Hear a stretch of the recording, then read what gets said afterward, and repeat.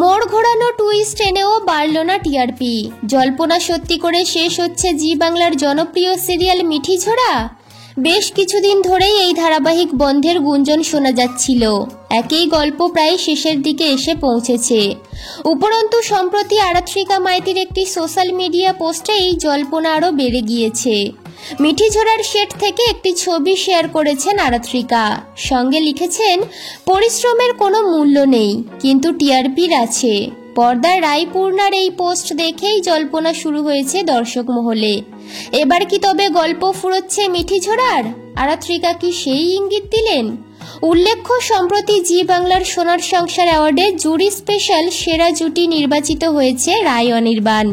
কিন্তু অনেকেই মনে করছেন সেরা মেয়ের পুরস্কার পাওয়া উচিত ছিল রায় ওরফে আরাত্রিকার।